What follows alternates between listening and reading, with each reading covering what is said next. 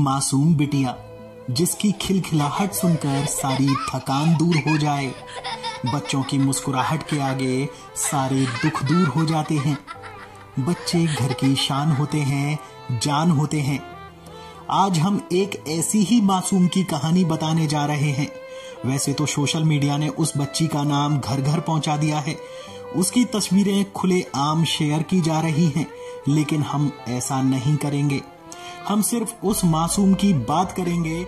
वो मासूम थी, छोटी सी निर्भया थी, जो अपने नन्हे हाथों से अपने माँ बाप को दुलार देती थी।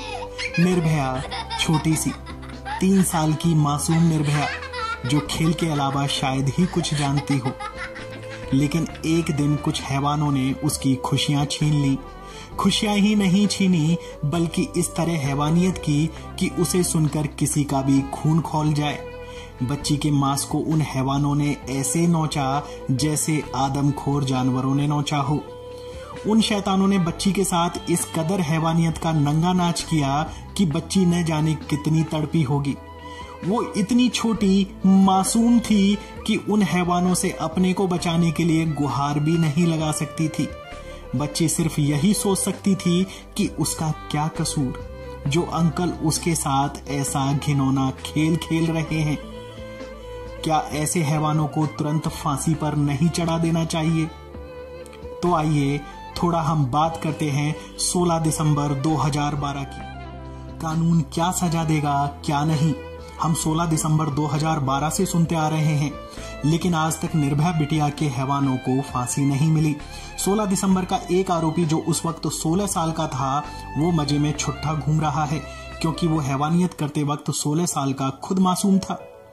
तो क्या उसकी मासूमियत के लिए उसे छोड़ दिया गया? वाह!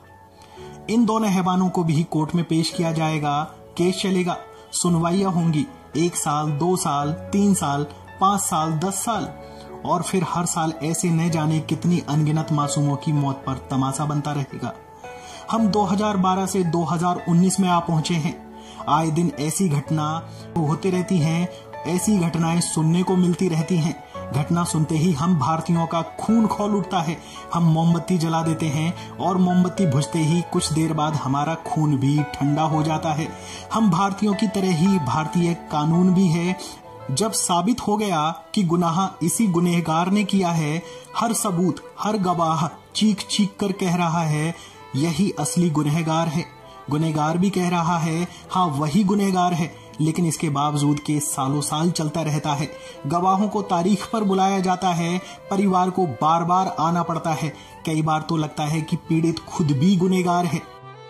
चलिए अब हम 2012 से 2019 में वापस आ जाते हैं। जी हाँ, अलीगढ़ के टप्पल में जो हुआ उससे मानवता शर्मसार है। 3 साल की बच्ची के साथ हुई बर्बरतापूर्ण हत्या से आज पूरा देश उबाल में है, पूरा भारत गुस्से में है।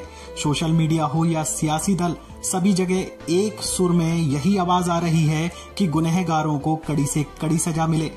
बच्ची का शव रविवार को छत विछत अवस्था में कूड़े के ढेर में मिला था, जबकि बच्ची 30 मई से लापता हुई थी। रिपोर्ट के मुताबिक पुलिस ने बच्ची के गायब होने की शिकायत को गंभीरता से नहीं लिया था, लेकिन बच्ची का शव मिलने के बाद खबर जंगल की आग की तरह पूरे भारत में फैल गई। लोगों ने एक सुर में बच्ची को न्याय दिलाने और पुलिस के रवैये पर नाराजगी जताई। बुलंदशहर में स्थित सत्याश्रमी मिशन और सत्य ओम सिद्धाश्रम के संस्थापक सदगुरु स्वामी सत्येंद्र जी महाराज ने भी इस मामले पर नाराजगी जताई और प्रशासन से आग्रह किया कि इस केस से संबंधित सभी हैवानों को कड़ी से कड़ी सजा दी जाए। स्वामी जी ने कहा कि उन हैवानों को ऐसी सजा मिले कि अपराधियों के मन में कानून के प्रति डर पैदा हो सके। किसी मासूम के साथ ऐसी बर्बरता करने से पूर्व वो 1000 बार सोचने को मजबूर हो। सदगुरु स्वामी सत्येंद्र जी महाराज ने जनता से भी अपील की। उन्होंने कहा कि हम कब तक मोमबत्तियां जलाते रहेंगे? हम खुद क्यों सजग नहीं हो जाते हैं? अपराधी हमारे बीच होते हुए हमारी आंखों के सामने अपराध कर जाता है और हम मौन रह जाते हैं। हम तब तक मुंह नहीं खोलते जब तक बाकी लोग उस मामले पर न बोलें। सदगुरु स्वामी सत्येंद्र जी महाराज ने कहा कि उन हैवानों के लिए सजा कानून जरूर दे, लेकिन कानून सजा देने में इतनी शीघ्रता दिखाए ताकि उस मासूम की आत्मा को शांति मिल सके। उन्होंने कहा कि फांसी से कमतर सजा नहीं होनी चाहिए, या उससे भी भयंकर सजा हो तो उन हैवानों को मिले। स्वामी जी ने कहा कि जब से मैंने उस मासूम बिटिया के बारे में सुना तब से मन विचलित है। एक 3 साल की बच्ची के साथ इस तरह की हैवानियत कैसे की जा सकती है? ऐसा सिर्फ आदमखोर जानवर ही कर सकता है। रिपोर्ट खबर 24 एक्सप्रेस।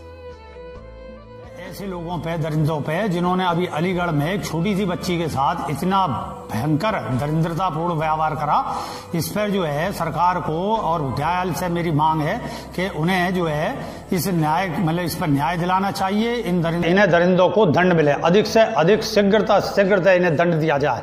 ये मेरा जो है न्यायालय से अनुरोध है।